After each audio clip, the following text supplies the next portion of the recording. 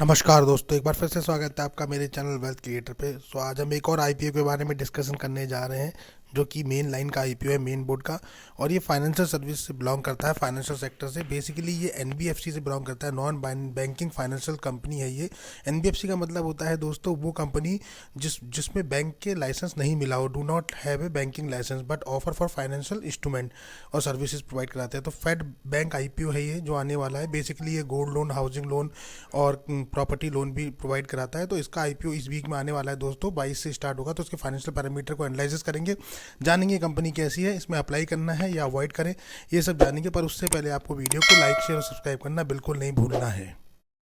तो दोस्तों हम बात करने जा रहे हैं Fed Bank Financial Service Limited IPO, जो कि नेक्स्ट वीक में आने वाला है। Basically Fed Bank Financial Services Limited जो है वो acquire receipt of the NBFC license, इसको 2010 में मिला है। Fedfina has 573 plus branches है across the country. It's create to product like gold loan, home loan, loan against property and business loan. Fed Bank Financial Service Limited passive to immersion and relative player in the NBFC space.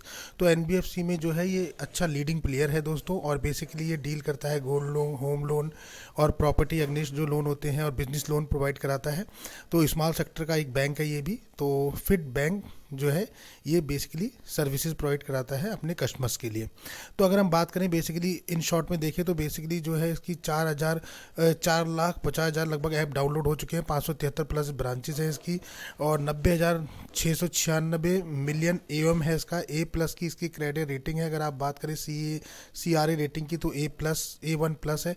A plus मतलब positive इसका है अगर आप India rating की बात करें, और double A stable है सी केयर से। तो ये गोल्ड लोन में बेसिकली डील करता है दोस्तों, जैसे हमने डिस्कस किया। हाउसिंग लोन प्रोवाइड कराता है ये। उसके अलावा बात करें तो लोन अगेंस्ट प्रॉपर्टी में डील करता है ये। और बात करें तो करता है बिजनेस लोन में। अगर बात करें तो ये अपने कंपटीटर से डिफरेंट कैसे है, तो we are love because we keep customer first and treat their needs at. तो कस्टमर की नीड बेस पे ये लोग काम करते हैं। Loan to the value, customer loan solution provide कराते हैं, क्रिएट द फाइनेंशियल रिक्वायरमेंट के अकॉर्डिंग। कस्टमर फोकस है इनका, पर्सनलाइज एक्सपर्टीज है, जो कस्टमर एक्सपीरियंस है। विद 516 ब्रांचेस के साथ ये कस्टमर को जो है कस्टमर फोकस एरिया रहता है। प्रोडक्ट जो है इनके बेनिफिट है, easy and customize loans rights for the gold loan है, होम लोन है, लोन अगेंस्ट प्रॉपर्टी है, बिजनेस लोन है, ईजी प्रोडक्ट डील है फिनकेयर के। तो इसके हिसाब से ये कस्टमर को अट्रैक्ट करते हैं अपनी तरफ। वहीं बात करें इसके कोर स्ट्रेंथ की, तो स्ट्रेंथ क्या है इस कंपनी की, तो स्ट्रेंथ की बात करें तो present is large interpreted market है इसके पास, जहां स्ट्रॉन्ग ग्रोथ पोटेंशियल है इसके पास दोस्तों। मार्केट काफ़ी लार्ज है इस सेक्टर में और ग्रोथ पोटेंशियल काफ़ी अच्छा है। Focus on retail loan product पे इसका फोकस है। दैट्स वाई ये जो है टारगेटिंग करते हैं एसएमई लोन्स को, एसएमई सेक्टर्स को।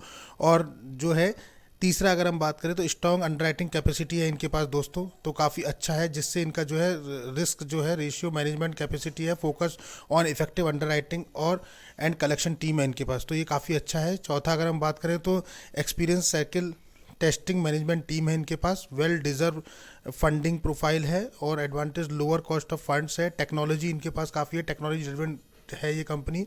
एंड स्टेबल ऑपरेशन मॉडल है इनके पास, तो स्टेबल ऑपरेशन मॉडल है इनके पास, टेक्निकल ड्रिवन है ये, तो इस वजह से ये इनकी कोर स्ट्रेंथ है। अब बात कर लेते हैं दोस्तों इशू साइज की कि कितना इशू साइज होने जा रहा है। तो Fed Bank Financial Service IPO का जो बुक वैल्यू साइज है दोस्तों, वो 1,092 करोड़ का है। लगभग काफ़ी बड़ा इशू है, मतलब 1,092 करोड़ के लगभग का इशू है। इसमें अगर हम फ्रेश इशू की बात करें तो फ्रेश इशू करीबन 600 करोड़ के हमारे पास है, और 490-92 करोड़ के लगभग ऑफर फॉर सेल है। तो काफ़ी बड़ा अच्छा है। और जहाँ फ्रेश इशू ज़्यादा होता है वह कंपनी को इन्वेस्टर थोड़ा पॉजिटिव ट्रेंड में देखते हैं। तो यहाँ फ्रेश इशू 600 करोड़ है। और अगर ओएफएस की बात करें, ऑफर फॉर सेल, तो वो 492 करोड़ के लगभग है। तो यानी कि काफ़ी अच्छा रिदम बना रहा है। ओएफएस भी है तो थोड़ा सा नेगेटिव इम्पैक्ट भी डालता है ओएफएस। तो टोटल मिला के 1,092 करोड़ का ये इशू साइज होने जा रहा है दोस्तों फेड बैंक का। वहीं बात करें इंपॉर्टेंट डेट्स की, तो 22 नवंबर को ये ओपन होकर दिखेगा आपको, और 24 नवंबर को क्लोज हो जाएगा। 3 डेज आपके पास है। फेस वैल्यू रखी गई है 10 रुपये पर शेयर। प्राइस बैंड की बात करें तो 133 रुपये से 144 रुपये पर शेयर रखा गया। हमको कट ऑफ प्राइस 140 पे ही अप्लाई करना है, 133 से 140 के बीच में। लॉट साइज रखा गया 107 शेयर का। वहीं टोटल इशू साइज की बात करें तो 1,092 करोड़ का इशू साइज है, जहां फ्रेश इशू जो है 600 करोड़ के लगभग का फ्रेश इशू है, और 492 करोड़ के लगभग का ऑफर फॉर सेल है। और इसकी लिस्टिंग आपको एनएससी और बीएससी दोनों पे होती हुई दिखेगी, क्योंकि ये मेन बोर्ड का आईपीओ है। वही बात करें कि लॉट साइज़ क्या होने वाला है दोस्तों, तो तकरीबन रिटेल कैटेगरी में एक लॉट जो है 107 शेयर का होने वाला है, जहां 14,980 रुपये पे करने हैं। रिटेल में मैक्सिमम 13 लॉट अप्लाई कर सकते हैं, 1391 शेयर मिलेंगे, 1,94,000 रुपये पे करने हैं। स्मॉल एच कैटेगरी में 14 लॉट मिनिमम है, जिसमें 1498 शेयर होंगे, 2,09,000। और मैक्सिमम एच कैटेगरी में 66 लॉट अप्लाई कर सकते हैं, जिसमें 7,062 शेयर मिलेंगे, 9,88,000 रुपये आपको पे करने हैं। वहीं अगर हम बात करें एच कैटेगरी की, तो बिग एच कैटेगरी में 67 लॉट अप्लाई करने, जिसमें 7,159 शेयर मिलेंगे और 10 लाख रुपए आपको पे करने होंगे इसके लिए। अब बात कर लेते हैं दोस्तों इसके इंपॉर्टेंट फाइनेंशियल पैरामीटर की। फाइनेंशियल एनालाइज करते हैं कि इसके फाइनेंशियल कैसे बताते हैं और क्या बता रहे हैं, और फाइनेंशियल पैरामीटर में कंपनी कितनी स्ट्रांग है, तो ये सारा डिटेल से एनालिसिस करते हैं। तो हमारे साथ वीडियो बनाने के लिए बहुत बहुत धन्यवाद। और अभी आगे चलते हैं और देखते हैं फाइनेंशियल में। तो फाइनेंशियल में अगर ये देखेंगे तो कंपनी काफ़ी अच्छी दिखाई दे रही है। जैसे कि रेवेन्यू अगर इंक्रीजिंग की हम बात करें तो 37% का रेवेन्यू इंक्रीज दिखा रहा है, 37% के लगभग। वहीं अगर पैट की बात करें, प्रॉफिट आफ्टर टैक्स की, तो 74% के लगभग दिख रहा है। और ये बिटवीन है मार्च 31, 2023 और मार्च 31, 2022, यानी लास्ट 2 ईयर्स में रेवेन्यू ट्रेंड जो है कंपनी का 37% पॉजिटिव ट्रेंड में, 37% पॉजिटिव अप ट्रेंड में है। और वहीं पैट की बात करें तो 74% अप ट्रेंड में है। तो दोनों ही प्रॉफिट में दिखाई दे रहे हैं, रेवेन्यू और प्रॉफिट आफ्टर टैक्स। और ये रिपोर्ट है 22 और 23 की, 2 साल की। अब बात करते हैं इसके फाइनेंशियल पीरियड हम ले लेते हैं 3 साल का। तो 21, 22, 23 3 साल के फाइनेंशियल पैरामीटर को एनालाइज करते हैं। जहां हम सबसे पहले एसेट की बात करें तो कंपनी का जो एसेट है दोस्तों, अगर देखेंगे 2021 में तो करीबन 5,466 करोड़ का एसेट था, जो कि बढ़ के 22 में हो गया 6,555 करोड़ और 9,070 करोड़ हो गया 23 में। तो एसेट में काफ़ी अच्छी ग्रोथ कंपनी ने दिखाई है। रेवेन्यू पीस की बात करें तो 697 करोड़ से बढ़ के 883 और 2023 में 1,214 करोड़ के लगभग हो गया। तो काफ़ी अच्छा ग्रोथ है रेवेन्यू पीस पे भी। अब बात करें प्रॉफिट आफ्टर टैक्स की, तो यहाँ भी कंपनी ने काफ़ी अच्छी ग्रोथ दिखाई है। 61 करोड़ से स्टार्ट किया था 2021 में, 2022 में 103 करोड़ हुआ, 61 से बढ़ के काफ़ी अच्छा डबल के ट्रेंड गया। और 2023 में 180 करोड़, तो ये भी काफ़ी अच्छा गया है। वहीं नेटवर्थ की बात करें तो 834 करोड़ था 21 में, 22 में बढ़ के हुआ 1153 करोड़ और 23 में बढ़ के हो गया 1355 करोड़। काफ़ी अच्छा है, 21 से 22 में बहुत अच्छा नेटवर्थ बढ़ा है और 22 से 23 में भी थोड़ा बहुत अच्छा है, पर ठीक ठाक है। रिजर्व और सरप्लस भी कंपनी पे अच्छे हैं, 544 करोड़ थे 21 में, 22 में बढ़ के हो गए 832 करोड़ और 23 में बढ़ के हो गए 1021 करोड़। बोरिंग एक कंसर्न पीस है। अगर बोरिंग देखा जाए डेप्थ कंपनी पे कितना है, तो तकरीबन अगर 2021 की बात करें तो कंपनी में 4,328 करोड़ का डेप्थ है। वहीं अगर वो बढ़ के 2022 में 5,016 करोड़ हो गया और 2023 में मार्च तक बढ़ के 7,135 करोड़ हो गया। तो दोस्तों डेप्थ एक कंसर्न है यहाँ। बोरिंग का अगर हम पार्ट कहें तो ये कंसर्न एरिया बनता है, बिकॉज बोरिंग जहाँ कंपनी पे इंक्रीजिंग ट्रेंड में होता है, वहाँ इन्वेस्टर के लिए थोड़ा सा डाउटफुल रहता है कि जो है बोरिंग जो है इंक्रीजिंग ट्रेंड में है। तो बोरिंग डिक्रीजिंग ट्रेंड में होगा तो चलता है, पर इंक्रीजिंग ट्रेंड में थोड़ा सा कंसर्न एरिया दिखाता है अपना। तो बोरिंग यहाँ एक कंसर्न है, पर फिर भी हम जानते हैं कि फाइनेंशियल सेक्टर में बोरिंग होता है, इसलिए हम इसे बहुत ज़्यादा नहीं ले सकते कि बहुत ज़्यादा हम कहें कि इशू है। तो बहुत ज़्यादा इशू नहीं होता, क्योंकि फाइनेंशियल सेक्टर में बोरिंग पीस रहता ही, स्पेशली जो कंपनी लोन प्रोवाइड कराती है, जैसे गोल्ड लोन में है या हाउसिंग लोन में है, उस टाइप से। बात करें इसके सारे फाइनेंशियल पैरामीटर की, तो एसेट में कंपनी एक्सीलेंट है दोस्तों, क्योंकि ईयर बाय ईयर ग्रोथ कर रही है। रेवेन्यू पीस में भी एक्सीलेंट है। प्रॉफिट आफ्टर टैक्स की बात करें वहाँ भी एक्सीलेंट है। नेटवर्थ में कंपनी एक्सीलेंट है। रिजर्व सरप्लस कंपनी पे काफ़ी अच्छे हैं, वहाँ भी एक्सीलेंट है। सिर्फ बोरिंग एक कंसर्न है, तो ये कंसर्न पैरामीटर है जहाँ हम इसको 5 आउट ऑफ 6 की रेटिंग देंगे, यानी 6 में से 5 की रेटिंग कंपनी को मिल रही है। तो इसका मतलब कि जो ये सारे पैरामीटर हैं बहुत स्ट्रॉन्ग इंडिकेशन दिखा रहे हैं और कंपनी जो है स्ट्रॉन्ग है अपने फाइनेंशियल पैरामीटर पे। तो यहाँ हम कंपनी को फाइनेंशियल पैरामीटर पे वीक नहीं कह सकते, काफ़ी स्ट्रॉन्ग फाइनेंशियल है कंपनी की। की परफॉर्मेंस इंडिकेटर की बात करें दोस्तों, तो की परफॉर्मेंस इंडिकेटर जो दिखा रहे हैं वो पी दिखा रहा है इसका 25 का, जो कि ओवर वैल्यूड मुझे लग रहा है दोस्तों कि थोड़ा सा ओवर वैल्यूड है। तो यहाँ मुझे लगता है कि पी थोड़ा सा कम होना चाहिए था, बिकॉज अभी नई कंपनी फाइनेंस में आ रही है। ईपीएस की बात करें तो 5.6 है, वो भी काफ़ी लो दिख रहा है। RONW की बात करें तो 13 है, तो ऑन एन एवरेज मान सकते हैं, क्योंकि 13 ही हम लोग मानते हैं कि अच्छा होता है। 13 से अप जाता है तो एक्सीलेंट होता है, तो एवरेज में मतलब गुड या एवरेज में कह सकते हैं कि रिटर्न ऑफ नेटवर्थ जो है 13% है। बट कंपनी की फाइनेंशियल पैरामीटर की बात करें तो काफ़ी स्ट्रॉन्ग है फाइनेंशियल पैरामीटर। अगर हम एसेट की बात करें, प्रॉफिट आफ्टर टैक्स की बात करें, आप किसी भी पैरामीटर पे ले लें तो वहाँ कंपनी काफ़ी स्ट्रॉन्ग फिगर दे रही है। तो यानी कि यहाँ जो है लोग लॉन्ग टर्म में भी इस कंपनी को रिकमेंड कर सकते हैं या रख सकते हैं। पर यहाँ कोई भी आपको बाई सेल का रिकमेंड नहीं दिया जा रहा है दोस्तों, इसलिए यहाँ कोई भी बाई सेल का रिकमेंडेशन नहीं लीजिएगा। आपको अपना एनालिसिस करना है। सिर्फ हम कंपनी के बारे में आपको बता रहे हैं कि कंपनी के क्या गुड पॉइंट्स हैं, क्या कंपनी का कंसर्न एरिया है। डेप्थ एक कंसर्न एरिया है यहाँ बट जैसे कि हमें पता है कि फाइनेंशियल कंपनी पे मोस्टली डेप्थ होता है। अगर कोई भी आप बैंकिंग सेक्टर या फाइनेंस सेक्टर की कंपनी देखेंगे तो ऑलवेज उसके ऊपर डेप्थ रहता है, तो डेप्थ वहाँ इशू नहीं होता। हैवी डेप्थ होगा तो ज़्यादा इशू है, बट यहाँ बहुत ज़्यादा हैवी नहीं है तो इसलिए चलता है, तो हम इसे नेगलेक्ट भी कर सकते हैं और ये नो कंसर्न जोन में आ जाता है जहाँ फाइनेंशियल कंपनी फाइनेंशियली उस पर होती है।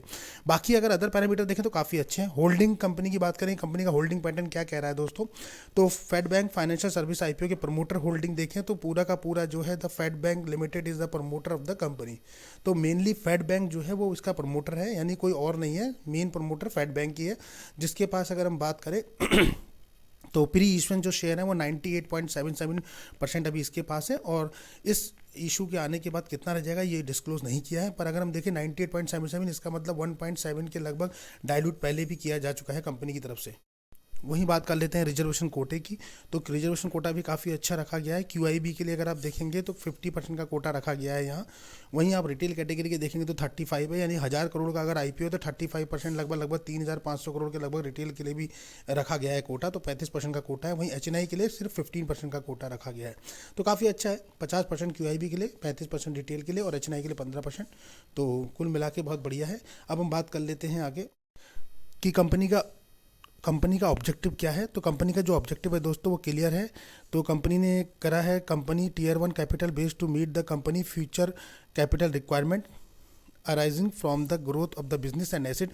तो कंपनी को अपने टीयर 1 कैपिटल में एक्सपेक्टेशन मीट करना है और बिजनेस और एसेट को ग्रो करना है, उसके लिए चाहिए। और दूसरा है मीट ऑफर एक्सपेंसेस, तो ये उसके लिए, यानी कि 2 ही पैरामीटर है जिसके लिए इन्होंने ऑब्जेक्टिव निकाला है आईपीओ। इंपॉर्टेंट डेट्स की बात कर लेते हैं, एक बार फिर से नोट डाउन कर लेते हैं इंपॉर्टेंट डेट्स क्या होने वाली है। तो फेडरल फाइनेंस सर्विसेज आईपीओ का जो डेट है दोस्तों वो 22 नवंबर से 24 नवंबर के बीच में रहने वाला है। तो आईपीओ ओपन होगा 22 नवंबर को, आईपीओ क्लोज हो जाएगा 24 नवंबर को, यानी कि हम पे सिर्फ 3 डेज हैं। बेसिस ऑफ अलॉटमेंट जो है वो 30 नवंबर को मिलेंगे, लेकिन सेबी ने अभी जो गाइडलाइन चेंज करी है T+5 डेज का रखा है, तो उसके अकॉर्डिंग मुझे लगता है कि जल्दी ही आ जाएगा, आपको देखने को मिलेगा। और इनिशिएट ऑफ रिफंड जो है वो 1 दिसंबर दिए गए हैं कंपनी ने। वहीं अगर हम क्रेडिट ऑफ शेयर की बात करें तो आपके डीमेट अकाउंट में 4 दिसंबर को दिखेंगे, तो मुझे लगता है ये भी शायद नवंबर लास्ट तक आपको दिख जाए, जो कि T+5 डेज का टैट बोलता है उसके अकॉर्डिंग। और लिस्टिंग आपको देखने को मिलेगी 5 दिसंबर को, तो मुझे लगता है लिस्टिंग भी शायद नवंबर में ही देखने को मिल जाए। पर हमें याद रखना है कट ऑफ टाइम, तो कट ऑफ टाइम जो है हमें यूपीआई मैंडेट के लिए वो है 5 बजे शाम को, 24 नवंबर से पहले शाम 5 बजे तक हमें अप्लाई कर देना है इसमें। अब बात कर लेते हैं दोस्तों सबसे इंपॉर्टेंट पैरामीटर की, जो है ग्रे मार्केट प्रीमियम। तो देखते हैं ग्रे मार्केट में क्या डिमांड दिखा रहा है और कितना प्रॉफिट गेन दिखा रहा है इस समय आज की डेट में लिस्टिंग गेन। तो current main board IPO GMP को हम देखते हैं, तो फेडबैक फाइनेंशियल सर्विस आईपीओ का जो प्राइस बैंड रखा गया है दोस्तों वो 140 रुपये यहाँ दिखाई दे रहा है। 10 रुपये केवल जीएमपी चल रही है, यानी तकरीबन 60% के लगभग दिखा रहा है, यानी 7% प्रॉफिट आज की डेट में दिखा रहा है। पर जीएमपी हमेशा चेंज होती रहती है, तो आज की डेट तक ये 7% है। फायर रेटिंग 5/2 है। 1092 करोड़ का आईपीओ का साइज है। 22 नवंबर को ओपन होगा, 24 नवंबर को क्लोज हो जाएगा। अलॉटमेंट की डेट 30 नवंबर दिखाई गई है, पर मुझे लगता है कि अलॉटमेंट की डेट 30 नवंबर ना होकर पहले ही हो जाएगी। तो आई थिंक ये 26 या 27 में शायद आपको अलॉटमेंट स्टेटस पता लग जाए और 29-30 तक शायद ये लिस्टिंग के लिए भी आ जाए, क्योंकि जो T+5 डेज का टैट रखा गया है और सेबी के अकॉर्डिंग उसके थ्रू अब जल्दी से निकल रहे हैं सारे आईपीओस। तो मोस्टली आईपीओस का आपने देखा होगा अभी जो प्रीवियस में है उनका भी डेट बहुत जल्दी चेंज हुआ है। अब प्रॉफिट पर लॉट की बात करें तो ओनली 7% ही प्रॉफिट दिखा रहा है, तो बहुत ही लो कैटेगरी का प्रॉफिट है दोस्तों, और हमारा जो क्राइटेरिया है वो मैट नहीं कर रहा है। सो हमारे क्राइटेरिया के लिए जो लिस्टिंग गेन के लिए फॉर द लिस्टिंग गेन चाहिए होता है वो मिनिमम हमारा क्राइटेरिया जो बोलता है वो 20 से 30% बोलता है। तो इस आईपीओ में हम क्या कर सकते हैं दोस्तों, तो we will wait and watch. तो हमें अभी रुकना पड़ेगा, देखेंगे हम डे 1 का सब्सक्रिप्शन स्टेटस क्या रहता है, और उसके बाद ही हम डिसाइड करेंगे कि हम इसमें अप्लाई करना है या नहीं करना है। पर आपको यहाँ कोई रिकमेंडेशन नहीं है अप्लाई की, और सिर्फ आपको अपना एनालिसिस लगाना है और कंपनी के फाइनेंशियल पैरामीटर देखने हैं, उसके बाद डिसाइड करना है। पूरा डिसीजन आपका होगा, पर हमारा जो क्राइटेरिया बोलता है वो 20 से 30% का बोलता है। अगर इतना होता है तो लिस्टिंग गेन के लिए अप्लाई करते हैं, अदरवाइज हम अवॉइड करते हैं। और ये अभी लिस्टिंग गेन के लिए बहुत नीचे, केवल 7% पे। वहीं लॉन्ग टर्म के लिए जो लोग कंसीडर करना चाहते हैं उन्होंने देख लिया है कंपनी के पूरे एनालिसिस, हमने फाइनेंशियल आपको बता दिए। कंपनी फाइनेंशियली तौर पे काफ़ी स्ट्रांग है, अपने सेक्टर में लीडिंग है, तो काफ़ी अच्छा है। तो मुझे लगता है कि जो लोग लॉन्ग टर्म में कंसीडर करते हैं वो कर सकते हैं कंसीडर, बाकी आपको अपना एनालिसिस खुद करना है। इस वीडियो में कोई भी बाय और सेल का रिकमेंडेशन दोस्तों नहीं दिया जा रहा है, तो इसे बाय और सेल का रिकमेंडेशन ना माने और अपना एनालिसिस लगाएं और वीडियो को अच्छी तरह देखें और देखें कि कंपनी के फाइनेंशियल कैसे हैं और लॉन्ग टर्म में आप इसे रखना चाहते हैं या फिर केवल लिस्टिंग गेन के लिए अप्लाई करना चाहते हैं। कमेंट बॉक्स में जरूर बताइएगा कि आप क्या करना चाहते हैं। बस एक छोटा सा वीडियो था, वीडियो आपको कैसा लगा, वीडियो को लाइक शेयर और सब्सक्राइब करना बिल्कुल ना भूलिए दोस्तों। मिलते हैं अपने नेक्स्ट वीडियो में, तब तक के लिए नमस्कार।